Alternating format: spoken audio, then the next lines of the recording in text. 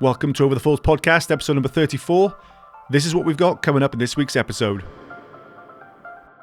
I have gotten frostbite. I have been flown out of the wilderness. In hypothermia, if you're awake and distressed at all, you'll actually strip your clothes off. You hear about that with people on Everest and things. They strip off, don't they? Yeah. That's such Because a weird they start thing. to think they're actually hot and sweating. So I was hit by a car in 2016 while cycling home from work, and I was not breathing and not conscious. Okay, Simon, Yes. welcome to the show. Welcome. Thank you. Thank you for If you having don't me. mind, if we can just dive straight into what it was like growing up in Canada, and what sort of area did you grow up in Canada? Good question. So growing up in Canada, probably no different than anywhere else in the world. You know, you're a kid, you run around, you play, you do your things. Yeah. Grew up very outdoorsy, so skiing, mountain biking. A little bit later got into rock climbing. And then funny enough, for high school, I went to Los Angeles because my father moved us down to the US for his work. So I- were you okay. on west coast of Canada? Yeah, Anywhere? in Vancouver. Vancouver. So Right. just straight down the coast. Wow. Okay, so how old were you when you went from Canada and made the move to LA? I would have been 12 or 13. All right. Okay. How was that like being uprooted from your friends? Like, as I imagine you established some quite good friendships in Canada and then be uprooted at 12. Yeah, it wasn't actually too bad. I was a bit of an antisocial kid. Okay. So had a few close friends, but I wasn't in like football clubs or anything. Okay. So it didn't uproot me from that. Okay. And as a kid, it was actually an opportunity to reinvent myself a bit. So I got to Okay. LA and I'm like, all right, great. Now I know how to fit in with kids. And yeah, I became a bit of a more social butterfly in Los Angeles because I had no reputation behind me of being this antisocial kid. Got you. So it might have worked out, I don't know, weirdly in your favor almost. You think it was a good thing? I also got into some trouble in Los Angeles. Right, okay. You can tell us about that if you want to. That's fine. I, trying to fit in with the cool crowd, ended up Yep. getting into drugs and became a bit of a skateboarder, had a mohawk, and so got... Oh, we've all been there. Yeah, exactly. Yeah, that's just growing up, I think. Yeah. Yeah. To Gotta me, get that's a normal. skateboard. It depends kind of on your outlook on life. Some people are very anti-drug, and Yeah. So did you go through all of your teenage years in LA?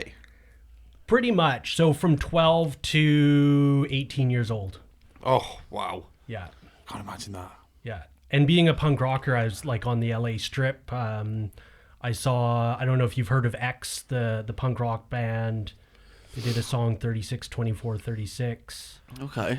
But it's probably a cool scene to grow up hang in, on. though, yeah? Yeah. Med's racking his brain. I can see it. I can see the cogs going. No, I'm thinking of a band called 1949 who did a song called X, I think.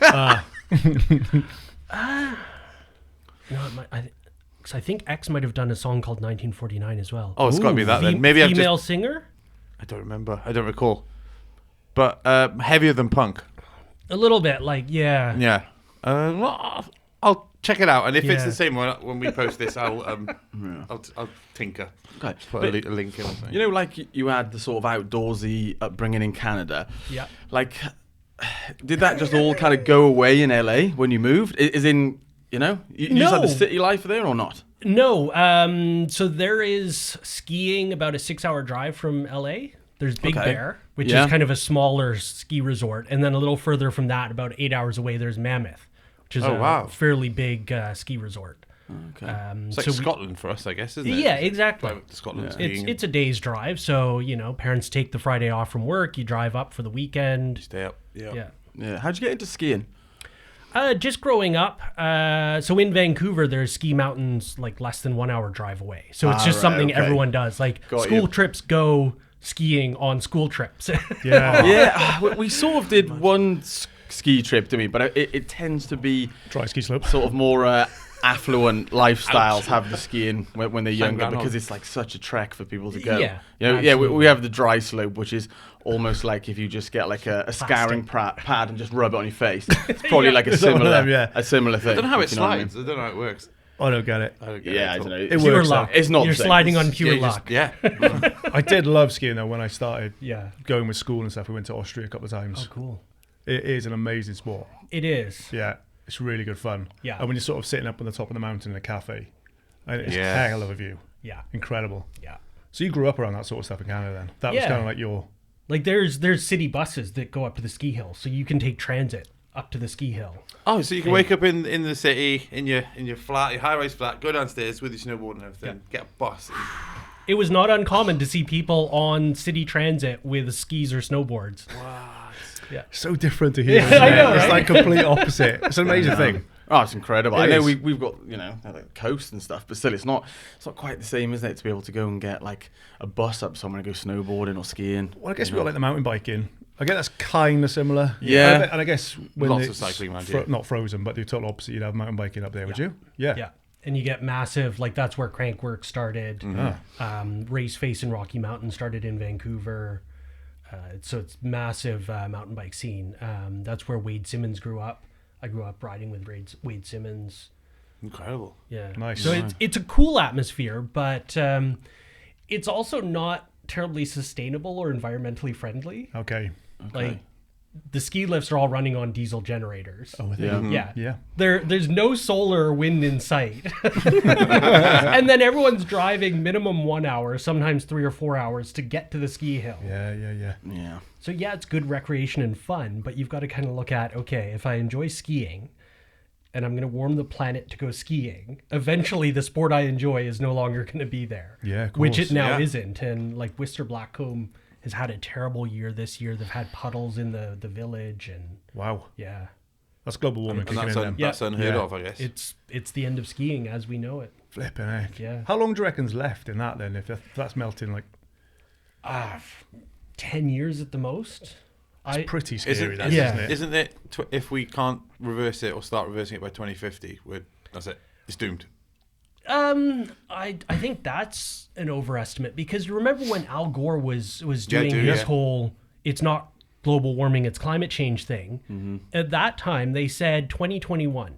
If we can't we can't keep it below 1.5 degrees centigrade by 2021, that's the tipping point. Now they're saying 2050. By 2050, they're going to say 2070. They're going to keep pushing it out, just not to scare people and to Yeah. delay hard decisions. Yeah. Just definitely happening, isn't it? yeah. I see small differences in ABBA. Oh, like yeah. our tides have gone from, I think the biggest I ever saw when I was growing up was like a 5.4. Now they're like 5.8, 9. There's more water in the sea. You know, it's real. Yeah. There's more flooding just inland. Yeah. And our seasons are changing. Yeah. Our seasons are definitely It's like changing here. our winter gets pushed back into like February, March. weird. It's so weird. Isn't But then it? we'll have Still like a pretty s- wet though. Yeah, definitely Still wet. pretty wet. winter for me growing up was always cold. This isn't cold. December, January. Yeah. Yeah. This isn't cold, is it? No. We've had No, a cold you're right, snap, actually. but that was like a week. Yeah. It seems like milder. What sort of Yeah. temperatures would it go down to then in the places that you would go to? So in Canada? Vancouver, goes to minus 10, minus 15 at the worst.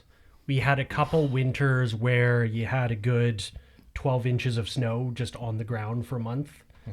The day before my wife flew to Aber, people were stuck in planes at the Vancouver airport for 12 hours because they couldn't clear the runways to get people out of the planes. So it's a major metropolitan city and people are stuck in planes. That is nice. If But it snows then- here, we come to a standstill. We did Yeah. come to a Yeah. standstill. because we don't know what we're doing. But then doing school courses up in Banff and Canmore, up in the highs of the Rockies, we saw minus 60.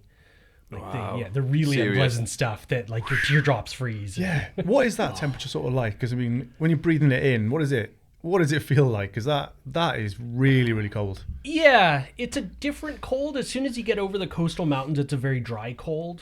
Whereas the coastal mountains, the coast is a very wet cold that just gets through your skin, your clothes, and you feel it. So it doesn't feel as bad, but yeah, you take a deep breath and you feel your lungs kind of crisp up a bit and freeze a little bit. Yeah.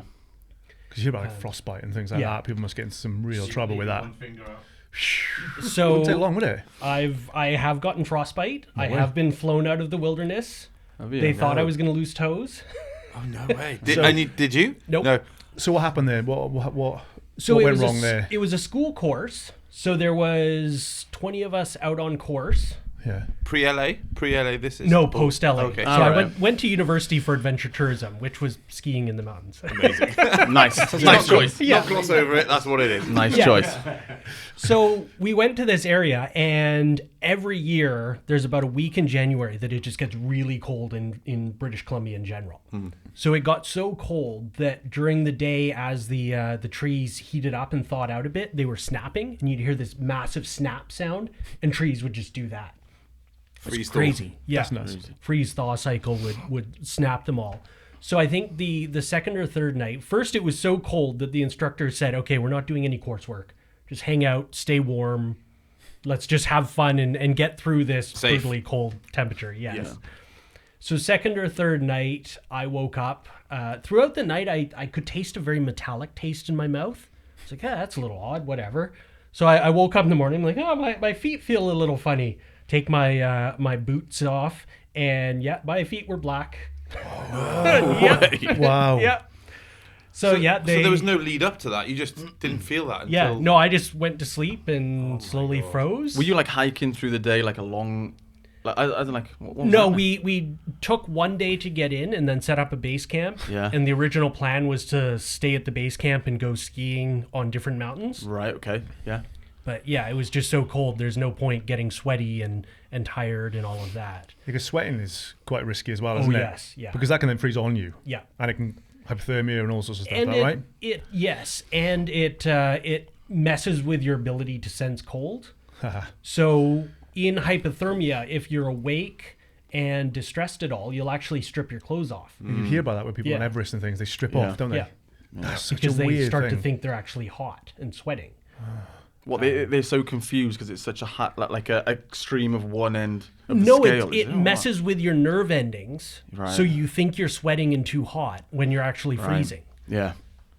God, it's terrifying. So what was the recovery with your toes then? What was the process? I'm So intrigued. they called medevac. The helicopter came and picked me and one other student up who was kind of at the risk of getting frostbite. Yeah. So they flew me to the hospital. We were exactly midway between Kamloops and Vancouver, Kamloops being a bit of a mountain town, but the helicopter came from Vancouver, so they flew back to Vancouver. Vancouver hospitals don't have a lot of experience with frostbite. Oh, okay. So I kid you not, the doctor's reading the manual and it says, warm toes to 14 degrees Celsius. And he puts the thermometer in the water and goes, okay, it's 39. We've got to warm it up a bit. Like, not the way. most confidence inspiring. Let me get my med book out Yeah. and then just follow it step by step. Like now at least they use their phone and they go on WebMD and you can't really see Google. it. Who we got in frostbite? No one. Get the manual quick. Yeah. That's me. Was it painful though? Did it? Yeah, I bet. Incredibly painful. So they thought I was going to lose toes because it was a school trip. They were talking insurance and kind of what's the insurance payout for lost toes. And I assigned my entire recovery to being a university student and drinking a lot of beer. Thins the blood and revitalizes the toes, right? Warms the cockles. Oh god. All that. So what was the full length of time for the recovery for your frostbite then? I wasn't walking for at least a month and a half. I was on crutches for a month and a half. Yeah. And then another, I think, month and a half of kind of close monitoring to see if any were going to fall off. And I've mad, lost isn't the it? pictures. I hate it because Oh, it was before digital cameras. Okay. So there'll be real photos. Yeah. You needed to get them developed, and then you have the yes. actual photo, and then you Yeah. take a photo of that photo with your phone. Like, yeah, Never ending Yeah. cycle. yeah. So No, did they go back to normal colour? Yep. full recovery? all singing, all dancing. I didn't know they could. That's crazy. Yeah, there's still some nerve damage, so I can stub my toes and not feel it. Slight bonus. That's Yeah. silver lining. Hurts a lot. Yeah. I'm really intrigued to ask you about the wildlife, mate, of Canada. Yeah. Because one of the first things that pops into my mind is bears. Straight away. Did you see many? Did you come across many? I've seen a few. Grizzly bears don't come further south than maybe Whistler, which is a 3-hour drive north of Vancouver. Okay. Okay. So in the immediate area, you don't get grizzly bears. You only get black bears. Black bears are significantly smaller, and they're scavengers and herbivores. So they really have no interest in humans. They're scared of humans. Oh, right. Yeah. If you corner one, or if you get between a mother and cub, they'll get have upset a and go, they'll yeah. kill you. Yeah. Or more commonly, they say if a bear comes after you, play dead, because a herbivore bear isn't interested in a dead piece of meat. No. So if you play dead, if you just go limp and get banged around a bit, they'll go on their way. Grizzly bears, on the other hand, will follow humans and kill them and eat them because they are meat eaters. So I don't think I've ever come across a grizzly bear. What you're forgetting about is cougars, Oh, right. pumas, Okay. Didn't think massive about those. cats. How big are we talking? Like a family dog type size? Yeah, mountain lion, cougar. So they're bigger than dogs. Oh yeah, God yeah. They're probably, I don't know, like that high at the hip sort of thing. So we're talking like a And, meter like- up. Yeah. A meter up. Yeah. Oh, Yeah. Built like You're full not going to muscle. cope with one of those on your own, are you? No. Unless And you're they're armed or meat something. eaters. And they are smart enough. There was a story many years ago of a cougar stalking a mother and 2 children horseback riding. And it took the mother off the top of the horse because it knew the difference between the person on the horse and the horse. They're smart and they're That's scary. amazing. And I have been stalked by one. Oh my Well, god. how did you find out? Did you could just sort of see it, or what? It was a search and Prints? rescue call out in the night, and their eyes reflect light. So we'd look back, and there's 2 eyes following us for an hour. It or wouldn't two. be anything else, really, would it? No. So were you armed at that point? Do you have any sort of protection? No. Nope. So what sort of deterrent do you have for something like Just that? make yourself really big, stand together in a group, and make lots of noise. Because the thing about wild animals is they don't want to take risk. Because as soon as a wild animal gets cut, they're risking death because they don't have any medical care. So, if it gets a serious cut on its arm, to us, we'd go to a doctor and we'd be fine. That could might die. bleed out and die or get infected or hamper its hunting so it can't kill the next course. thing. Yeah. So yeah, you essentially make yourself too big a risk and they hopefully give up. It's pretty scary, isn't it? Yeah. Like bears, cougars. What else have you got out there? Have you got anything? Wolves. Oh yeah. Yeah. It's all. Yeah. And spiders. Wolves. Wolves are awesome. Yeah. And wolves are super shy. They won't come anywhere near people. Got coyotes, but they're just like dogs. Yeah. You got wolverines up a little bit further north. They don't come down quite as far. Avalanches. That's like a little big rat, is it? Like a. No. Oh, they're What are scary they? beasts. They're like a badger, Oh, okay. but they're really mean and angry. Are they as mean and angry as a honey badger? I think Because those so. things don't die. do they? Yeah, I think it's related to they're honey just- badger. They're Whoa. they're Pound like, for pound, I Pound think for they're pretty, pound. Yeah. pretty bad, I think. Savages. No friends. Paul Rudd, yeah. it really highlights why the Wolverine character is called Wolverine. Right. They could have called him angry as all Cougar hell. or something, but yeah, the Wolverine name is applicable. So. Sounds cooler than the honey badger. Yeah. Fought like a superhero. On the, Definitely. Not that cool, the honey badger. HP on his top. on the mountain lion thing, like I've seen a video recently. I follow Nature is Metal on Instagram, and there's a video recently of this hustle and bustle in this person's garage, and they come to the garage really tentatively with the camera, and they're filming over the glass partition, and this cougar looks up like that, and it's in its shed, and it's got the remains of the cat, the house cat, just hanging out of his mouth. It's like and the guys are like, oh, I'm not gonna fuck with that. all right, you got dinner. I'm gonna leave you alone. So crazy. I literally It's saw that massive. today. Yeah. Sorry, today randomly, like on reels or something, Yeah, that was mad. You mentioned that you were on wild. like a search and rescue thing there. So Yeah. go back to the beginning. How did you get into that? Just through my own climbing, skiing. I essentially said, if I ever get lost, I want someone to come looking for me. So I should probably kind of pay it forward and do it now. Yeah. And then it was also some free training, free equipment, and other friends who climb and ski as well. Cool. So yeah, But it's cool to do. Like, yeah. yeah. It ended. I mean, the experience was amazing. They've now done a bunch of documentaries because in Vancouver there's minimum one search and rescue call out a week. It's gotten really big because the outdoors is so accessible. Yeah. Yeah. Is that mostly tourists as well? Yeah. Yeah. Actually, no, not so much tourists, but inexperienced people. Like, there's this mistaken thought that you can just grab your cell phone and go out in the woods and you'll be fine. Yeah. But no one realizes cell phones are reliant on towers on mountains. They're not going up to satellite. So as soon as you get one mountain range over, you're out of cell coverage. Yeah. And you have that's it. you have GPS if you're lucky. But if you haven't downloaded the map, then you've got a blank screen. And what good is that? Okay, I know I'm a point on this blank screen, but that tells me Where nothing. Yeah. Like, how long can people survive in those sort of climates then, if they're lost and then they, like, you hear crazy survival stories, I yeah. know, but I mean, have you ever come across someone who's been maybe 2-3 days that have been in there? Well, yeah, there was some call outs further north of, like, it becomes a bit hard to say how long they've been lost. Yeah. Because if someone was going for a week-long hiking trip Yeah. and they're 2 days overdue, Oh yeah. were they running late?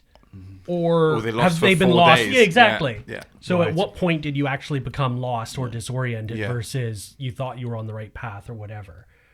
So I've definitely responded to those, but I've also responded to a lot of injuries or hypothermia where, there's been people found naked. They literally strip down and then freeze to death because they thought they were overheating. Man. What a weird, confusing trick. It Yeah. is, isn't it? Nature's so mean. Why did we evolve this way? I put it down to we shouldn't be there. We shouldn't be in these places. So the brain's going, you just die quick. Yeah. Like, Just get it over with. I'm going to trick you into just. How old were you when you were doing that then? I started at 20, so 20 to 30. I spent 10 years on Wow, search and 10 rescue. years. Wow. What was like the hairiest, scariest bit of those 10 years or the expeditions? Towards the end, I dealt with 3 deaths in 1 year. That was a bit much.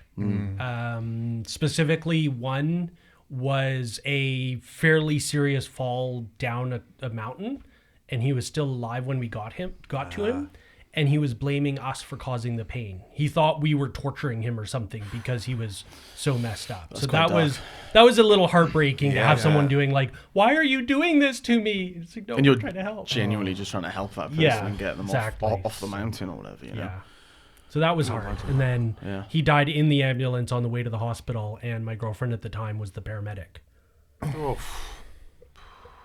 That's pretty rough for that is. Yeah. Do you ever find yourself going back to those moments, those pretty horrible moments, or can you? Well, not going back in terms of like thinking about how horrible it was or anything, Yeah. because I helped so many people. I did really enjoy it. Yeah, I do look back with fondness, and I honestly wish I could do it again. yeah. And yeah, when I got here, Ed being on Coast Guard, he's like, "Oh yeah, you should volunteer for Coast Guard." And no, I do not have the physical ability anymore. No. Okay. Do you mind going into that a little The bit? physical ability? Yeah. So I was hit by a car in 2016 Okay. while cycling home from work. And by pure luck, I'll start with, it was shift change. A hospital was 1 block away. So first on scene was an ER nurse and a neurological nurse. Yeah. I was not breathing and not conscious. Perfect. Yeah. So So you were clinically dead. I or- was clinically dead, yes. Yeah. And that's coming from experts. It's one thing for the general public or a first aid trained person to say he was dead. But an ER nurse says you're not breathing and you're not conscious, then yeah, you're dead. So if it had been further away, probably wouldn't be here. So what can you remember? Can you remember anything from the impact or the situation leading up to the impact? Was it random? Like, did you know you were going to get hit? Sort of. So I distinctly remember I stopped at a stoplight and I was on my bike, and I had built a habit. If I stopped at a stoplight and there was a car next to me, I would try and stay next to that car. Because in theory, that person has been stopped next to you and turned their head and seen you can stop see you, next yeah. to them. So they know where you are. Yeah, so they're less likely to turn and hit you if they, in North America, make a right turn or here make a left turn. Yeah. If they know there's a cyclist there, they're more likely to let the cyclist go by and then turn. Whereas if they don't know you're there, they might just turn and hit you. So stopped at a red light next to this car. Light goes green. We both go. I'm going next to the car, and a lady coming in the other direction turned left, or here would be turned right in front of me. So she was coming towards me. She couldn't complete the turn. So I had to decide either go into the car moving next to me and likely go under the wheels, or smash into the car in front of me. So I smashed into the car in front of me. Oh my god, so unfair. And, yeah, I was doing 45 kilometers an hour, and I totaled the Volvo. Yeah, you do. You see impacts from. Did you cars go and straight bikes. over the I did. vehicle and then onto kind of the tarmac and Yeah, skidding? slid, yes, a long distance. Yeah. There is still stains of my blood in that intersection. Are you serious? Yeah. Flipping heck. And I mean, I can't say now because Yeah, I've left, but yeah. as of last summer, yes, there was still Yeah. stains. That's crazy. Yeah. What's like the first thing you remember then when you realised you'd been in an accident? Was it like a week later, or what was the process? It's pretty fuzzy. I was on a lot of painkillers. I do remember waking up, sitting bolt upright, and saying it was a grey Volvo station wagon. No way. Because cyclists That was are on your trained to thought. remember. Because my first question I get asked in North America is, did they stop? Did they stick around? Because the number one thing in North America is you hit a cyclist and you drive away. Like a hit and run. Yeah. Type Does that happen a lot? situation. Then? Oh, yeah. Does it? Yeah. Really? What? Why? 'Cause there's no consequences. They won't investigate it. No way. No. What? Because of lack of police, lack of resources. What? Lack of care, honestly. It's a car culture. So cyclists are like the vermin of the road kind Yeah. of thing. Oh, yes.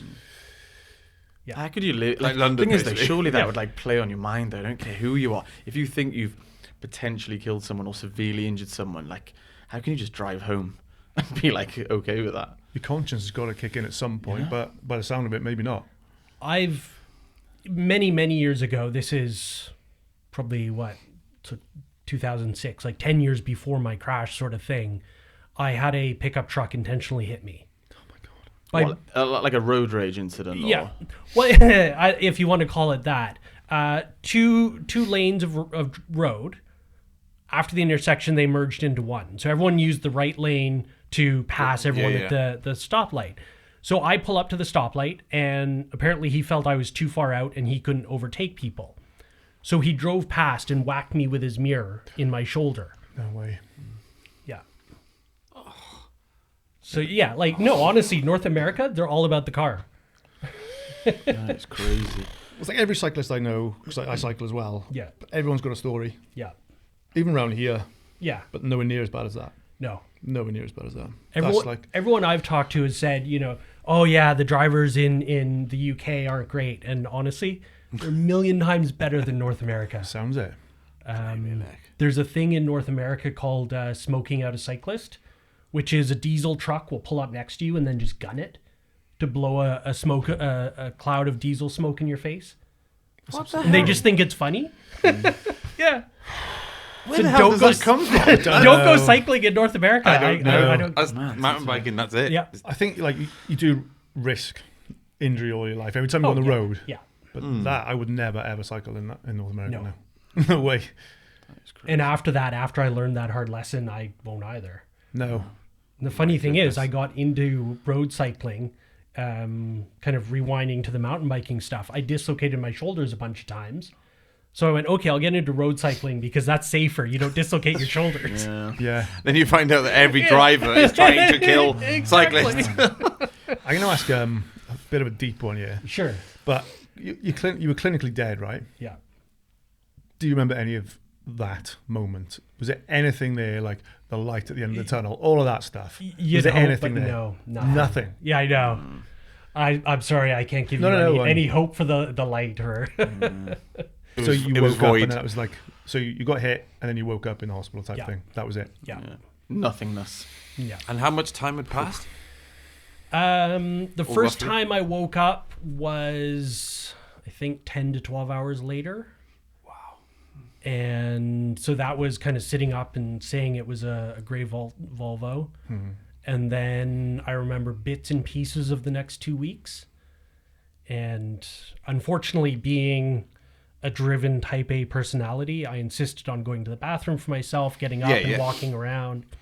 So the hospital went, "Oh, you're fine." And they discharged me after 2 weeks.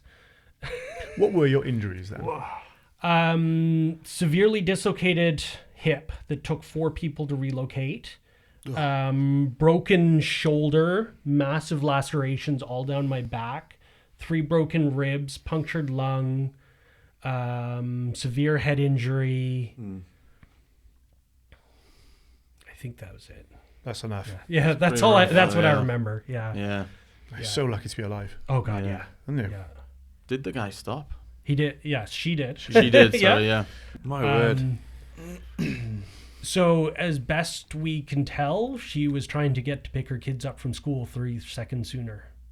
She was just in a rush to pick her kids up. Yeah. Aye. Yeah. But it's funny. I've said it for years, being that I work in insurance, and I've always told people, if you take out an insurance policy and if you have a claim, you're never going to get back to 100%. Bare minimum, you're going to spend time filing an insurance claim. Bare minimum, it's going to take up some time. Maybe there'll be minor things insurance doesn't cover, whatever. You're never going to get back to 100%. And now I say the same thing about rushing somewhere. The making up 3 seconds to get somewhere sooner is never going to make up the 8 hours of going into the police, of going to court, of hurting someone, of the guilt. Yeah. It's just really, the math doesn't work out. It's not worth it to rush. They do speed awareness courses and they do the number crunching on it, because I've been on one, and it was like, you know, if you drive, I don't know, 10 miles an hour faster over this length of journey, and they're like, how much quicker do you think you're going to get there? And it's always like next to nothing. Next to nothing. Yeah, it's like no time at all, really. And stopping distances as well. Yeah. Yeah. That would shock me. Like 1 mile per hour more is like a load more distance than the And stopping 10 distance. is like. Yeah. Oh yeah. And then you get like weather conditions, and then it's worse. That's crazy. But so they discharged you 2 weeks after, but obviously I'm sure that you needed a way more like rehabilitation than just those 2 weeks. I was off work for almost another year after that, going to rehab and physio. Yeah. How was that? Was that really hard, or? Yeah, really hard. Yeah. Not fun. And what were you experiencing? Were you experiencing like blackouts? Yeah. Because like I've been concussed a few times and I've been knocked unconscious, but I'm always scared to sleep for the first 3 or 4 days after that, because I'm like, just had this weird little fear of. So I think that's been found to be a myth. Probably is. And I only learned it in this concussion, because I've had concussions before as well. But I think they told me, on this one, that it's actually a myth that going to sleep, you can slip into a unconsciousness or coma. But they also told me on this one that when you are concussed, it's swelling of the brain stays swollen for up to 30 days after a concussion. So if you get, and this is where the NFL comes in all of their concussions, if you get more concussions after that within the next 30 days, it's damage on damage. Yeah. And that's where it starts to really get really bad. bad. When you get maybe like CTE or something. Yeah. Yeah. I mean, do they have head assessments in NFL?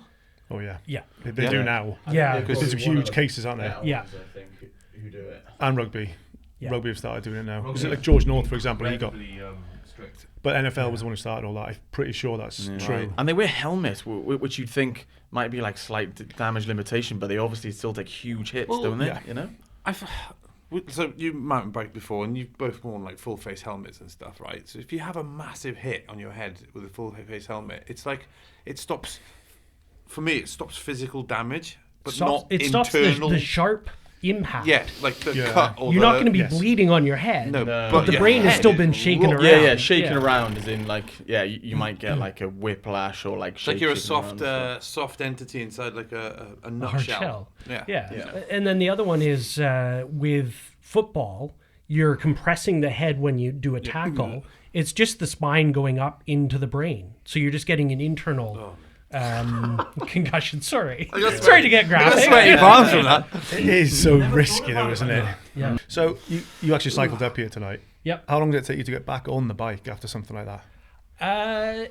It took 7 or 8 months. The doctors actually pushed really hard to get me back on the bike, even just a stationary bike, because during recovery, blood flow is really important to move nutrients around, to get the brain recovering. Because I was having trouble walking, they couldn't send me out on a run. They couldn't send me out on a walk. So it was swimming and bike. Okay. So physically, then, what mentally did you get any effects afterwards? Do you sort of say if you're on the bike now, and you can hear a car coming close to you? Are you getting that feeling again? Oh God, yeah. Yeah. Yeah. I bet. And I've unfortunately had a few rage incidents where car gets too close, car threatens to hit me, and yeah, I'll snap, unfortunately. I guess that's normal though. Yeah. It is, but if you're the driver on the other side, it's not normal to you. And if it was a mistake and this guy flips on you and, yells at you or swears at you, it's not fair on them. So They don't know the history, do they? So it's No. complicated, Very isn't it? situational. It's complicated. So every time it happens, I regret it. And I am always working to kind of roll back my control mechanism to hopefully one day get to before I rage. Say, no, wait, hold on. This person doesn't know the history.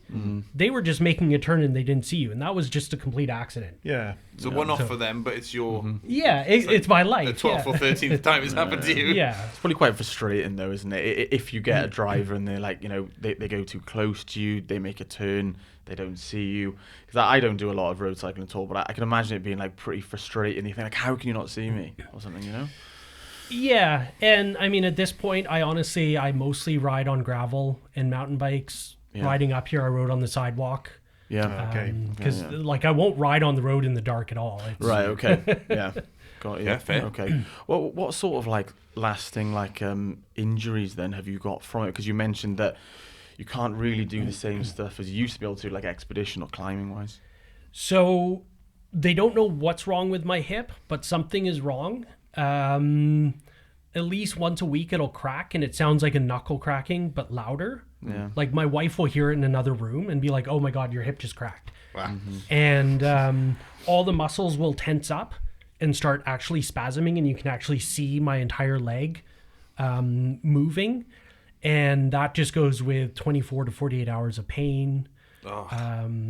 Oftentimes just sitting in a chair is painful. So for work, I have what's called a zero gravity chair now, which just completely reclines, and it makes the pressure on your body equal throughout your entire body. All right. Okay. And that's necessary for me to work. So I can't work in an office. Right. I have to work from home for that reason. Got you. My chair sounds nice. Yeah. Yeah. Don't get me. Zero gravity chair working. Oh, there we go. Oh, they're awesome. They make a few gaming chairs like that too that, just kind of recline right back. They're not cheap, but a friend of my wife's gave it to us. No way. Yeah, it was amazing. They're like, Nice. yeah, we're done with it. Here's a $3,000 chair. Tell you what though, I game for hours on end, and the comfiest chair I've ever had is a rocking chair. Yep. That's it. Rock I back. keep my legs going into that. An old school Hours, the old school rocking chair, man. Pillow under the lumbar. And what are you playing, like Duck Hunt? I'll get him, boy. I'm going to get you. Nice little tartan blanket over there. That'd be nice. No, it's the that's Division, the Division 2 I'm playing Oh, currently okay. at the moment, which is a life sucker. But anyway, right. So obviously you gave us that wonderful sort of bio. Yes. I guess. So I wanted to talk to you about your computer bits. Yes. So you started inventing or coming up with apps and Yeah. talk about that. How on earth did you start? Because I wouldn't know where to start. Fair. I'm what's known as a self-taught developer. So I taught myself. As I said, I went to school for adventure tourism. So the first one I worked on was me and my climbing partner wanted to start an outdoor clothing and equipment company. This is 1999, 2000. So YouTube was not around yet. Kickstarter wasn't around yet. And the idea of having a website in 5 languages was really cool. Yeah. So I built this entire website that did multiple languages. We had it translated. And then we wanted to host climbing videos, skiing videos, make it a bit of a social network in hindsight, where people could share videos of them using our product. And Cool. yeah. That's like a YouTube or Yeah. But as I said, it was before Kickstarter. So the only way to get sales was to go into retail stores and hawk our products. And every single store said, if you don't have a full line, we're not interested. Whoa. Yeah. Full line being head to toe sort of. Yeah. Big outlay like, of money as well, I guess. Yeah, something that they can sell all of your products. They can fill an entire rack of products. Yeah, okay. If you just have one product, you're not recognizable. And I get it. I mean, before online sales, that's what it was. Yeah, sure. So yeah, we did have some products made. I think we might have sold 1 or 2 shirts. Get in. Yeah. Do you still have any of the merchandise? I don't think I do. I think I got rid of the last of it when we moved here. So that would have been quite a nice Yeah. little keepsake to have. Yeah, exactly. You know I'll what check. I I mean? might still have one. Like a 20-year-old T-shirt yeah. that you came up with a design yourself. Well, the Yeah. funny thing is, we were very early on in shoulder soft shell. So we made this really nice button-up shoulder shirt with a collar. Super comfortable, like short sleeve shirt, really comfortable for climbing and like summer skiing. But yeah, Didn't happen. no. Never mind. So anyway, back to your question. That's Yeah. where it all got started, was building that. And then at the same time, I was working in the insurance industry just as a day job to kind of fund the startup. And working in the insurance industry, I started to have 3 ideas for 3 risk management apps. Wow, okay. It's like, all right, I can build it. I can teach myself to build it through this. So I built that, and honestly, I suck at sales. So I, again, didn't go anywhere. So what was the risk app? What would that work for the user? How would it work? So 3 apps. The first is, if you're, for simple math, Morrison. So you're a business with multiple locations, and you have risk management events happening at locations, trip and falls, graffiti, theft. If you have an online place to report those incidents, then the risk manager at the head office can see all the locations and all the incidents and start to find trends in the incidents. They can start to say, oh, we put down yellow tape on the stairs and that decreased the incidents by 10%. So that's one. The second was walk a non-risk management user through the process of writing a risk management plan. So you're organizing a mountain bike racing event. Yeah. Mountain biking, events, but do you know have first aid on site, have a list of emergency contacts? And public, like how to manage the public. 'Cause Exactly. Your spectators, they've got to get to and from the site safely, Yeah. all the rest of it. Yeah. So, risk assessment. We call it risk assessing, Yeah, don't we? yeah. Yeah. Yeah. Cool. So Those go on. things. Are you proud of because you started thinking about risk management quite early on? Yeah. Are you proud of where certain countries are now? Because we call it red tape. You can't do stuff without going through all the red tape and stuff. Yeah. Is it a bit too much? Yes. Or It absolutely is. There's, in business, there's revenue generators and cost centers. Revenue generators are sales, product, the stuff that bring in money. Yeah. And then there's cost centers, accounting, IT, risk management. And all the cost centers have become gateways or red tape. They take pride in saying no. And that doesn't allow business to do business. It doesn't allow people to innovate. we got to go both at the same time, Absolutely. same level. Normally drives the price up, doesn't it? Do you know what I mean? But then Yeah. safety is paramount, though. I'm not saying you want it to be unsafe. It's just, I don't know. It's Well, finding that balance, isn't it? Yeah, you've got to partner with the business, and rather than saying no, you've got to say, let's find a way to make that happen. That's a good idea. Let's make it happen. Maybe we need to pull back a feature. Maybe we need to add a seatbelt. Whatever it is. Yeah. But just no, it's too dangerous. Can we talk about the app you're working with now? Yes. Golden Hour, yeah? Yeah. Golden Hour Response? Yep. Yeah. So that's the name of the company, the app. We've just registered a new domain, so it's just Missing Person App.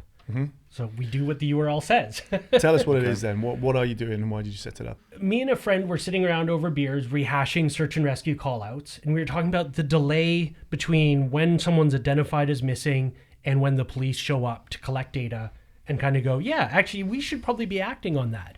And it's often 12 hours because the police are busy, they're overtasked, and honestly, a missing person is not sexy. It's not a big drug bust. It's not a big criminal case. So someone gets to it when they have time. And so there's this massive time gap between when the family goes, oh my God, someone's missing, and when the police say, oh my God, someone's missing. So we said, all right, well, what if they could report a missing person online? So one, you send it directly to the police with an assessment that says this is high priority because it's a child, because it's an elderly person, because they have depression, whatever it is, you flag certain things. This is high priority. It flashes up on the police, hey, pay attention to this. And then on the back end for the family, it provides a checklist. Call the A&E, call their work, call their friends. So with this nice organized checklist, you're freaking out, but you've got something simple directing your actions. Got you. And then it also coaches someone through, like, don't put yourself in danger. So yes, they're up on the cliff. Yes, that's worrying. You don't go to them though. No, don't go up on the cliff. Call the professionals. And then it also generates a missing person poster. So you upload photos, generates a missing person poster, shareable link. It tells you to give it to the train station, to the cab drivers, to the bus drivers. And share Instagram, Facebook, exactly. like everything. Yeah. And it's quick. That's cool. That's the key, isn't it? Exactly. Yeah. For me, who I know it, I can set up a missing person profile in 5 minutes. Someone reading the directions and going through it, maybe 20, 30 minutes. But versus the 12 hours before the police show up with a notepad, that's a massive difference. It's out there. Yeah, it's out there. Yeah. I think, I mean, missing people. I mean, my nan, she's passed away now, but she had like dementia. Yeah. So notoriously with dementia patients, they wander. Absolutely. So that's really good for that. Exactly. And as a parent, a child missing is like your absolute worst nightmare. Yeah. So I mean that. And that's honestly the ultimate driver is just reducing people's stress and worry, and ideally finding more people quicker and in better condition. So yeah, we've said now, we've always said we will never charge the user. You should never have to pay to find someone. But if we can save government time and police time, then hopefully police will pay a little bit and everyone kind of wins. But then it also, with that missing person poster, it also has a shareable link to record sightings.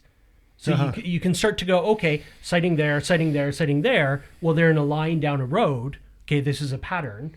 Or there's a sighting off in the middle of nowhere. Well, that's probably nothing. There's a nonprofit called Missing People UK, and they do phone numbers to report sightings. And you have to call between 9 a.m. and 5 p.m. So if you saw that person at 6 p.m. in the Doesn't pub, quite help that. No, Don't go missing between these hours. Yeah, you're waiting like 12 hours. 10+5, mate. yeah. So I appreciate what they're doing. They do a lot of work around long-term missing people, and that's absolutely important. But reporting a sighting of a missing person should not have a time limit on it. No. And I imagine the first 24 hours are like really important. Oh, as absolutely. Hence the name Golden Hour, because the first hour is the absolute most important, and then it gets exponentially worse. Yeah, because the further they can potentially get away, the radius expands. The search area doesn't it? expands. Yeah, exactly. Exactly. Yeah. And it's not, you think of a missing person as they started at home and they walked due south. But the reality is we don't know they walked due south. So we have a circular radius that they can travel at 10 kilometers an hour. They've been gone 1 hour. Our search radius is now, what's 3 pi r of 20? Because it's You're 10 asking kilometers. the wrong guy. Yeah. You're in the wrong room here, mate. Sorry. No, I can't do the math. Yeah. It is massive. The point being, it's massive. So everyone in hindsight thinks of it as starting at home and walking due south, but that's not the case. We don't know what direction they walked in. We've got to check every direction. And that's where it gets worse and worse and worse as that circle gets bigger. I'm just trying to like put my mind into like imagine if like someone close to you, really close to you, just went missing. Yeah. That would just be horrible. Yeah. I can't even I mean, like the begin worst to is, imagine yeah, it. It'd just be really, really scary because You'd so run many around like things- a chicken with your head cut off, like, oh my Yeah. God, oh my God, oh my God. I mean, have you ever had like your dog run off? Yeah. Well, I'll tell you what. It's like Yeah. I'll tell you a little story then. So my brother was 6 and my mum and dad took us, and I was 4 years old, younger than my brother. I was 2 at the time. I was probably in a pram or something like that. But we went to London, and there was a big event on, a running event. It wasn't a marathon, but there was literally thousands of people there. Yeah. And I'm pretty sure I'm getting this story right, but my brother, who was 6, said to my mum and dad, "Can I run to those bushes there towards the finish line?" And they're like, "Oh yeah, just come straight back." Back in the days, yeah, that was Great fine. parents, Yeah. you know, they're not going to let him run off. He carried on running because in his mind, he said to the other bushes towards the finish line. Far, yes. He disappeared. Oh, wow. Hour and a half. Yeah. 6-year-old. The worst hour and a half of your parents' life. Oh, Like yeah. they were just like, Yeah. I brought it up with my dad probably 3 months ago. The blood just drains out of his face. Yeah. Oh, I You can bet. see it. It's still there. Yeah. Yeah. Luckily, they got him back. He's like holding hands with a policeman by the time they found him. It was getting dark. There was a river Wow. nearby. Yeah. Oh, it just Wow. gives you Fear like of God. shudders. Yeah. Yeah. I mean, nothing against my parents. They're amazing parents. It's just No, I stuff agree, happens. yeah. Yeah, it certainly It does. happens. Yeah. Yeah. Yeah. And back to your point about your nan, that dementia patients regularly go missing and it's a Absolutely. recurring basis. And what I'm hearing more and more from family members is, oh, we're just expected to look for them.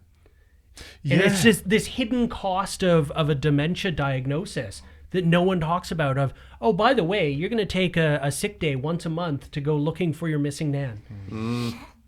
I mean, that's terrible. Yeah. It should not be hidden. We should be kind of recognizing more aware that, of it. Yeah, yeah. for sure. Yeah. And anything we can do to reduce that time and reduce that stress, we absolutely have to do. Yeah. I think it's a great idea. No, it's really I think good. it's a really, really good idea. Yeah.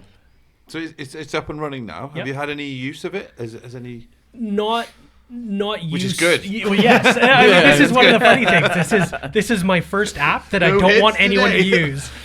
No, it's up and running. We've had a few people play with it, and we've spoken to the local police. They're super keen. Nice. And the university is super keen. Sweet. So That's yeah, really good. Yeah, Two big hitters. Well, Yeah. that's great. Yeah, because Yeah. university students and stuff. Yeah, exactly. brilliant. Well, the university told us a story of someone went missing, not actually related to the university at all, but the university found out and called the police. The police just ignored it. Said, "Oh, you deal with it. Your student services, you deal with it." Wow. So that's why your app website could help in that sort of scenario, Exactly. couldn't it?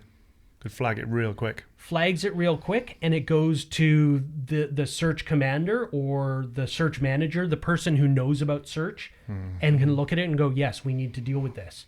Whereas the person on the phone, the call taker, they're taking calls. Slow down. Yeah. They're hearing calls about violence, about car crashes, and they're going, "Yeah, someone's missing. Okay, Yeah. go look for And them." in their head, they might be like, "Well, they might not be missing." They, Yeah. You know. Might have just been way a low. good night out. Like everyone around here, like the locals, they share things like Yeah. it's like gossip. You can't Yeah. do anything. Well, they put it on Facebook before they phone the police usually. Oh yeah. Yes. Oh yeah. That's the problem. Well, and that was definitely a key thought. So if we Okay. can build a image that says missing person with a picture of the person, and you can just copy paste it onto Facebook, it becomes really quick and easy. Oh yeah. Yeah. It becomes a standardized format. Everyone goes, "Oh, that's a missing person. I better keep an eye out." It's a tool. Yeah. It's like the modern milk carton. That's exactly it. Yeah. Way more advanced. Yes. But that took a long time to get that printed up. Euphemism. Just like, I where always did think that about come Lost from? Boys when I hear about that. They remind me of Big, the film. I don't know. I just remember the 80s movies. I love the Big. 80s. Yeah. Yeah, love the 80s. Ages You know, since I saw it. That's a great film. Yeah. I didn't even ask you what sort of made you come to the UK as well. So my wife got hired by the university. Right. Okay. Yeah. She was recruited because she worked in something similar at Simon Fraser University in Vancouver. Got you. Okay. And we were already looking to move to a smaller town. After my experience being hit by a car, bad drivers around. In Vancouver, you can't walk one block without seeing at least 3 violations of the Motor Vehicle Act. Like it's really, it's quite bad. So I was already looking at a place to live that was smaller. Okay. And I was sort of prepping my wife because she takes some time to come to terms with change. So, I was like, so what do you think about moving somewhere smaller? You know, like maybe Maine or Boston or somewhere on the East Coast. And then this comes along and we're like, oh, perfect. That's exactly what we were looking for. That's random. Yeah. Amazing, though. Yeah. So have you still got family back home? Sort of. My mother's on Vancouver Island, which is an absolutely massive island, bigger than Wales. So it's big island. Wow. Just off the coast of British Columbia. And then my sister's in Melbourne, Australia. Nice. Oh my God, So we're a little spread out. You are. Organizing family calls is a little bit challenging with the time times. zones. Completely different time zones there as well, isn't it? but you got good places to go holiday. Yeah. If Hot I one's could hot, still one's fly. Unfortunately, what? flight causes pain. No. Yeah. So it's flight is at least 2 days of laid up in bed. No way. So any vacation, I've got to book for a couple days of pain and unpleasantness at the beginning. And then when I get back, a couple days of unpleasantness when I get home. Oh my God. So city trip is like the worst thing ever. It's out the windows that you can't be going somewhere for 4 days, basically. Yeah. No chance. Are you on any like meds? I was going to ask you A earlier. lot of meds. So how? So I'm now down to 5 pills a day. Whoa. For pain? No, all brain. I'm on some industrial strength sedatives, essentially, to keep my mood calmer. Okay. Yeah. And then something that kind of keeps the wiring right in the brain. Anything to do with like epilepsy from the head injury, or not quite like that? No epilepsy, serious headaches. I often, on a stressful day, I'll get ringing in my ears. Yeah. And my jaw now cracks. Whoa. Yeah. Oh, okay. Yeah. Do you have any problem coming off any of the pain meds? I've just heard so many stories of like the opioids in North America, etc. You know. Pandemic, Yeah. that in itself. Thankfully, I wasn't prescribed any opioids. I was told, well, just take like aspirin as you need it. That's And it, so Okay. there was a point where I was taking aspirin 2 or 3 times a week for pain. It turns out it actually eats away at your stomach and it'll give you an ulcer. No. Didn't know that. From first aid, I knew that if you took a whole bunch at once, it'll eat a hole in your stomach. I didn't know that a little bit over long term will do the same thing. So I ended up with a bit of a stomach ulcer and waking up every night with acid reflux. That's fun. Yeah. So I just had to cut out all pain meds, and it's like, honestly, at this point, it's chronic pain, and pain meds aren't going to do anything for me. So you're just kind of living with it, sort of thing, I suppose. Yeah. Still seeing a psychologist to come to terms with it and embrace the pain. He claims it's possible. I don't buy it, but he claims it's That's possible. a hard sell. Oh, man. Embrace the pain. Yeah. Oh, man. That's rough. I don't think you answered it. I don't think you asked this, but you know the woman whose car you wrote off with your bike. Did anything happen to her? As in, like, did she get arrested? Did she go to prison? What happened? Nope. Nothing at all. Nope. No, it we goes are. Gold star. it goes one step further than that. They asked me what speed I was doing, and they went into serious depth about the route I took home, if I was breaking any laws when I was on my bike. Witnesses said she was doing 70 kilometers an hour. Speed limit was 30 kilometers an hour. They didn't even ask her that. Whoa. So it really is like they're on the side of the driver of the car, I mean, not the cyclist. And to So the backwards. police's credit, auto insurance in British Columbia is run by the government, which is a little bit of a conflict of interest. No way. I never. That makes I sense thought now. Yeah. Never thought about that before. Okay. So, yeah, when, like, you literally, if you get hit as a cyclist, you're up against the government, and the government's hiring high-priced lawyers. The big guns are coming in. Yeah. To protect themselves Yeah. and not give you any money. That's Yeah. weird, isn't it? my God. And they're on the same payroll as the judges. So they actually say that a lawyer for the auto insurance in British Columbia can get into your phone, your email. They can see it all. In a normal civil case, they don't get access to any of that. But the lawyer just goes to the judge and says, hey, I want to see his email, his phone, everything. How is that okay? That's I know. That's like phones happen. Like, how is that? How is that? That's Okay. making a murderer, that is. It is, yeah. How is that? Well, okay? I've said for years, even before this happened, because I just had a negative opinion of the auto insurance, but I said, if I were an assassin, I'd just bump someone with a car. Yeah. Honestly, it's not terribly hard. You just, done. Oh, they died. Yeah. Damn it. What happens to me? Absolutely nothing. Crazy. On your way. So what unfortunately really cemented my brain injury and PTSD is 1 month after my crash, a friend of mine was killed and 3 were seriously injured because on a Sunday morning at 10 a.m., a gentleman was driving home from the casino where he had been all night and had been witnessed to be doing cocaine, drove head on into them. As in purposely? No. Okay, but still. But like Is he like reckless driving, high, drunk? Yeah. So he got some sort of small fine, like $1,000 or something, and was suspended from driving for 3 years. That's insane. I tell you what, sometimes I talk about how like terrible the sentences are in the UK, but he most certainly would have got way more than that in the UK. Oh, man. Way more. I'm talking maybe yeah. like a decade or something. Yeah. You know? It was be manslaughter, wouldn't it? Yeah, I'd say so. Yeah. Four people, was it? One was killed, 3 lives ruined, like Yeah. not walking anymore. Yeah. Yeah. Jesus. 3 years no driving and a fine. That's crazy. That's just nuts. Yeah. The other thing as well, and going back to the cycling and the people Yeah. driving, but it's people on their phones and there's bikes on the road. Yeah. It's such a fine line. Yeah. Like it happens. Mm-hmm. Do you know what I mean? Yeah.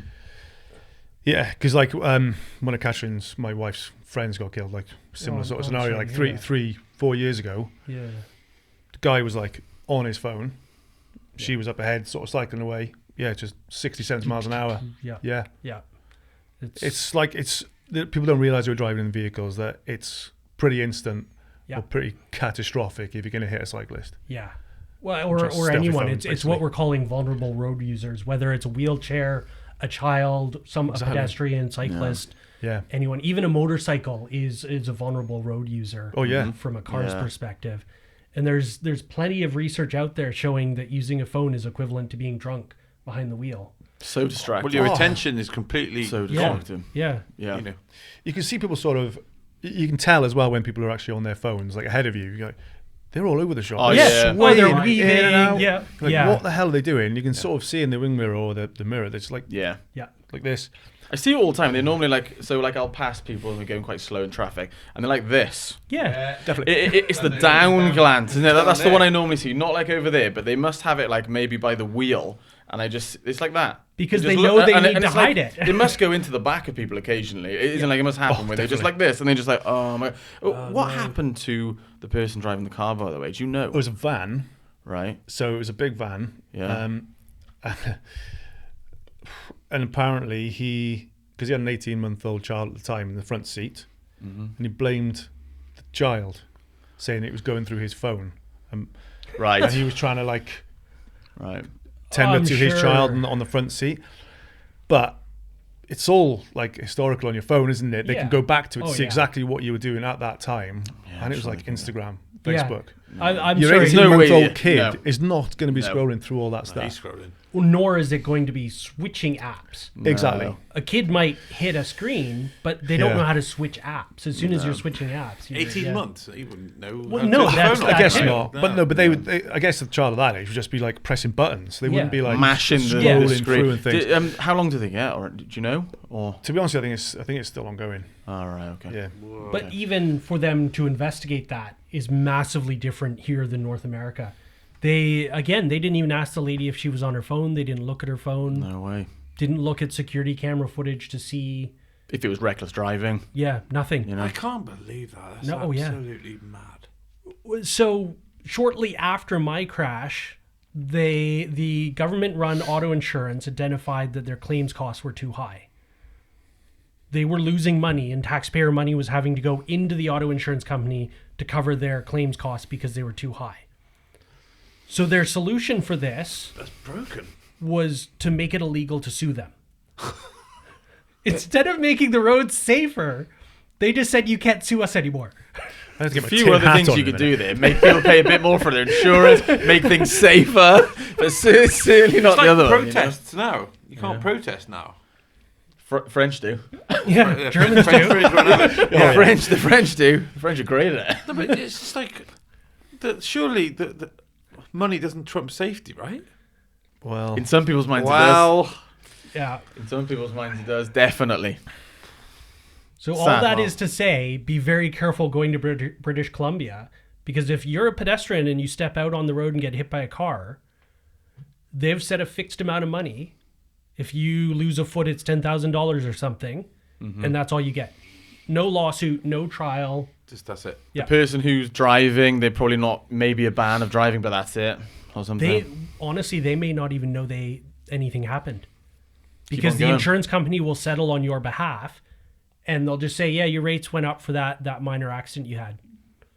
That That's clip, it. Yeah. That person that you clipped. Yeah. Well, that's exactly it. That person you clipped, we just raised your rates a bit. That's incredible. You do hear, like, even in like a small town like this one, you do hear some awful stuff about like road cycling. It's pretty horrible, isn't it? it's pretty popular around here, see, as well. No, it is. There's a lot of cycling that goes on around here, which might up it a bit, but you do hear about it a lot. It's sad, isn't it? It is, yeah. But I don't think there's enough signs on the roads either, though, to warn people that there are cyclists, because it's really popular around. It's really popular. Yeah, I don't even really know, because I don't do it enough to realise what the best thing would be to make people more aware about it or something. I don't know, because sometimes like a driver will go essentially around, say, a blind corner, and then you are allowed to go with maximum of 60 miles an hour on some of these country roads, Yeah. which is Absolutely. probably too fast, to be fair. Maybe they should trim those on the country roads. But they come up around a blind corner, and then if there's a bike and it's going slow, Or even they're going up a hill and they're a bit. Yeah, so they, I don't know. And that's where I think it is a balancing act. Like, I know for me personally, moving here, I've said I definitely will not ride on A roads. Mm-hmm. I've barely ridden on B roads. It's mostly just country lanes. Yeah. Because A roads honestly aren't safe for cyclists. They're not. No. They're really not. You as a cyclist need to make the right choice of, if cars are going past you at 60 miles an hour, maybe you've got to find a different route. Yeah. And this is a cyclist saying Yeah, this. I It's know. not the car culture saying get off the road. This is, people have somewhere to go, and we're in a remote area. If you take that speed limit from 60 to 40, it's going to take a lot longer to get to these places. Yeah, I don't really know. Yeah, because I don't really know what the right answer is. But there's a lot of tragedies that happen around here because of the high number of cyclists, and maybe the roads aren't the best and things like that. And then maybe they don't have like other places to cycle, do they? They cycle on the road, and that's I it. think the road's just dangerous anyway. Just like, Yeah. obviously cars are on the road, but I mean, There isn't You a see lot of smashes shoulder. and stuff all the time, yeah. Like, there isn't a lot of room, and there's a lot of, as you said, tight corners. Yeah. I think- was I gonna say think something, but lost Sorry. it. It's gone. I just think there's plenty of other surfaces to cycle on. Gravel. Absolutely. Gravel's a great one. and then Especially mountain around biking. here. Yeah, mountain biking's like great around here. I know what I Yeah. was going to say. Actually, one of the big things is autonomous vehicles. autonomous vehicle. Talk to me Yeah. about what you mean. What's that? Oh, just a computer making decisions over a human. Well, you know what? Computers don't speed. If you program the speed limit in, they'll only do the speed limit. And they will, like, if you program it correctly, a computer will go around a corner at the correct speed where it can stop at any point in the corner if something comes into view. It's not going to scroll a phone It's either. instant. Exactly. And like the braking, I think it's like The it's like braking the whole, distance is the whole shorter. AI thing I find like absolutely fascinating, and I just feel like it's going to be like Skynet and Terminator, and they're just going to take all our jobs and stuff. But Quiet now. Our phones are listening to us. Oh, it's of course going they to are. backlash against us. I really like you. I really like I'm you. sorry. When you take I'm over, sorry. I'm your friend. Don't kill me in 10 years' time. Don't kill me. But no, I'm terrified of like the AI Totally thing. fair. I think it's amazing what they can do, and I've seen like the amazing stuff they can do in like say AI or a robot can perform like a surgery. Yeah. And then like, would I feel safer in the hands of a robot which maybe wasn't out drinking last night and it doesn't have stresses and it doesn't have, and like, maybe I Maybe would. wasn't. Yeah. On the oil. Yeah, no, but like humans make mistakes, don't they? Absolutely, And- make mistakes. and, yeah, like Tired. the firmware can be corrupted or something. But like, maybe that is just the future, isn't it? AI just seems to be the future. Didn't one of our previous guests have robot surgery on his? Yes, He did. Oh, cool. Russell did. Yeah, Russell. Prostate, was it? Yeah, Yes, it he was. did. Yeah. The winning. It is crazy Cardiff, though, I but think. you're right. It is going to be way more refined than some tired person Yeah. going through those scans, doing that surgery. And there's a famous lawsuit in the U.S. right now against Tesla Yeah, okay. because they released autopilot without permission to release autopilot. Permission from what, the government Yeah. or right? Because you need special permission to release a fully autonomous vehicle, and they're creating little towns where they can test them and all of this. Yeah, And Musk, being him, just went, "No, I'm going to do it." And he's got the money. if you read the fine print, Tesla says this is not an autonomous vehicle. You have to remain behind the wheel. You have to remain Right. with your hands on the wheel. Small print. Yeah. But he called it autopilot, and guess what we all think autopilot does? I've seen people in the On. back of the Tesla. We've all seen Yes. those videos, and we've seen the person fully asleep in the Tesla, and it's going Oh like my God. 50 miles an hour Oh. down the freeway or whatever. And I've seen people in the rear seat, no one in the front seats. That's like my palm sweaty, that is. Yeah, Oh, yeah. I don't I'm like not the getting thought of You involved. know, That's a little a huge bit like trust fall. Oh, it's like Johnny Cab. I like from Total driving. Recall. Yeah. I love driving. I'm not gonna let sleep while I I'm like driving. driving. I like driving as well, but then like, I don't know, AI is just taking it. over. obviously you're into your computers and software Yes. and everything. Where the hell is AI going to take us in, like, I don't know. Where's it going to go? I don't absolutely know that. I don't think it's going to go maybe the direction a lot of us are afraid it's going to go.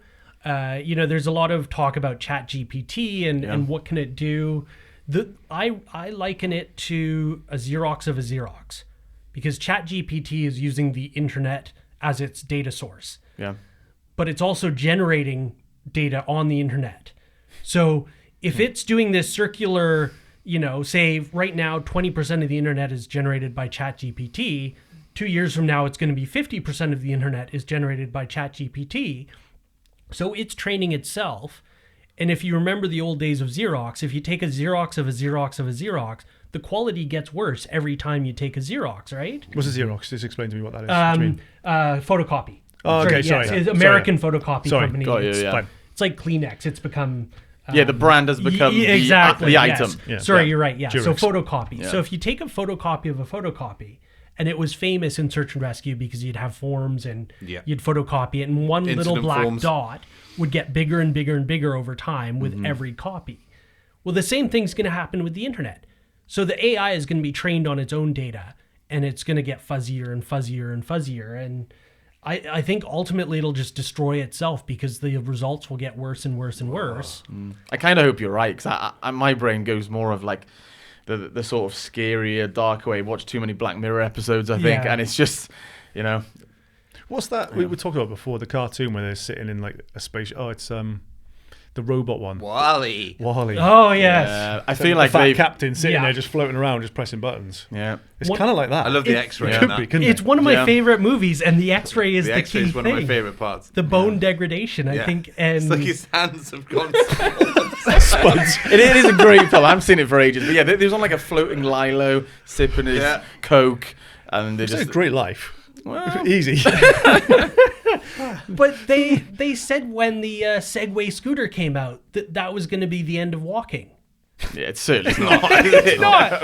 No one it's uses not. Segways. They're silly I've devices. never been Yeah. on one. I've never been on. a Yeah, Segway. you know what? I don't think I've ever been on one. Talking about ChatGPT though, like I was thinking the other day about it, like people in like university courses and things like that. Surely they're just gonna rinse that Why app, did and then dissertation no on- one has got their own they already work. are. And then like how do they? But then I did read something about like a young sort of boy who's like maybe 13, 14, and then he was like writing code or like a program that would like catch people utilizing ChatGPT, so it would be able to see whether someone has actually done it themselves or if it's like plagiarism or ChatGPT. Universities are using it already. What using the software to catch the people? That is good, I suppose, because otherwise it's just no They one's handwrite work. it. You know? No one's going to copy out that, are they? Like, oh my god. Well, no, so this is the funny thing. So then Well, yeah, copy paste. Yeah. it's a kind of cat and mouse game. So then students have figured out you get ChatGPT to write it. You translate it into French and then back to English, and that's enough of a Great idea. Yeah. Let me just write that down. Yeah. Definitely French. Switch the start. Switch Not that I'm going to use it. Right? So it's the same thing with hackers, right? So information security professionals are trying to stop hackers. Hackers are always trying to get in, and it's this game of cat and mouse. Same things always happened with universities and trying to catch plagiarism and cheating. Yeah. It's going to go on forever. Yeah, but that is like a new level, though, isn't it? Before you'd ask the smart person to do your own homework, and then maybe you pay them and all that stuff. But and you then never now, did that. Of course I didn't. Some bad grades. Just honestly bad. But it's such a good tool, though, ChatGPT. Yeah. It's so good. For tiny little things, it's a great tool. It's a new, ratcheted screwdriver before ratcheted screwdrivers were out. It's, this is really easy to use. Or then they added the ergonomic handle, and okay, this is a little bit easier. It's the same thing. I guess it was always going to happen with computers and things like that. And but, graphic designers are in trouble. Oh yes, That's going to be the first one to go, surely. they're already going. There's sites out there that'll you put in what your company does and it'll design your logo for you. Oh, it's incredible. I think on the Bing or Microsoft, I can't remember what it was. Yesterday, someone showed me. You write in whatever you want, and you can either have it in cartoon version, Marvel version, Simpsons version. It's nuts. Yeah, it looks incredible. Yeah. I mean, that would take a graphic designer like days to do that. And I had it in like 30 seconds. It's coming up with films now too, I think. Yeah. It's going to make feature-length films based on a story. or art. yeah, Yeah, well, art, some of the art you see, yeah. dark and weird. Yeah, some Real of it gets dark and really weird. dark. Yeah. Yeah, there's some Some of Terminator it's like stuff. really beautiful and lovely. Let's go for some quick fires then. All right. Yeah. Are you ready? Yes, I'm ready. 3, 2, 1. Favorite film? I knew you were going to ask that because I watched some. Yes. Between either Up or Big Hero 5. Oh, Are those Pixar? They both Yeah. Pixar. Yeah, they're both Pixar. Yeah. Or I was actually recommending to someone earlier today, The Baker. Never heard of that. Freaking hilarious. The Baker. Yeah. Heard About about that. an English assassin who decides to retire to the countryside Okay. and he becomes a baker. Sick. Yeah. Gonna write that down. AI It's- has come up with that. who's in that then? Who's in? Damien someone. He's got red hair. Oh, that's probably the guy from Homeland, is it? Yes. Damien Lewis. Yes. So every time I think of it, I Never think heard it's it. Simon Pegg, but it's not Simon Pegg. It's just another guy with red hair. English guy with red hair. But yeah, no, it's really funny. Baker. Yeah. Okay. Yeah. I'd write it down. Favorite cereal? Kellogg's Special K. Oh. Granola. I like Special K. Med, got any quick fires? Music or video games. Do you play video games? I don't. Okay. I'm a computer programmer that doesn't play video games. As funny as that is. No, they're fine. When I'm writing code, I listen to really inappropriate punk rock. Punk rock. Yeah, Cool. so like Ramones, Green Day, Offspring, Sick. Okay. the stuff from my youth. Sick. Yeah. Nostalgia. Yeah. Beat great. nostalgia. It's great.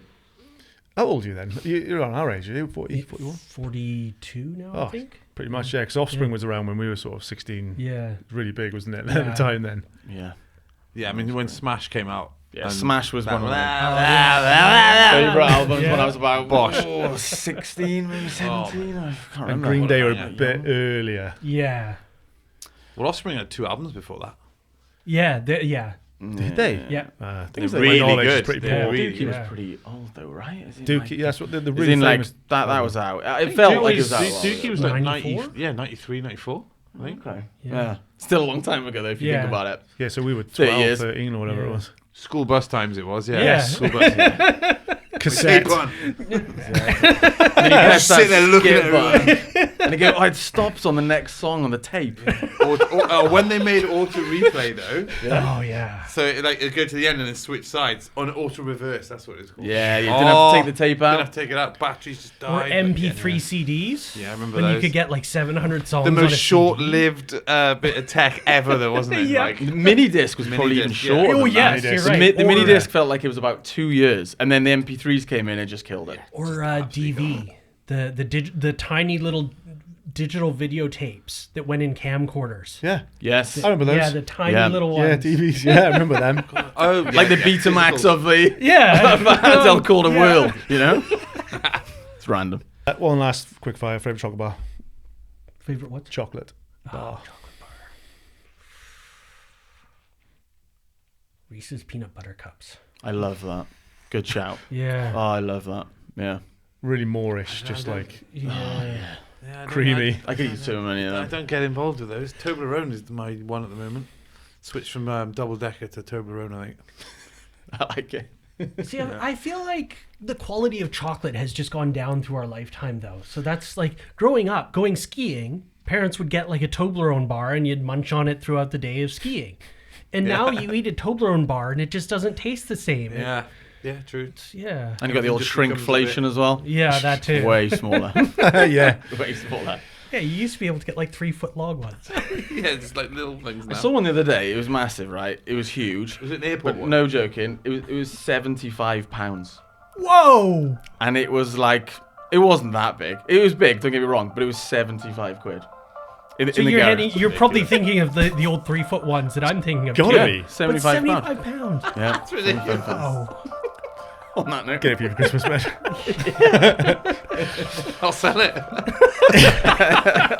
Buy a new mountain bike. Thanks for the 75 quid, bro. Cool. I'm happy. Yeah, I'm real I'm happy. happy. Wrapped up Yeah. Alright. Thanks, Yeah. Simon. Yeah, Thanks thank very much you. for coming on, mate. Thanks so much. Thank you.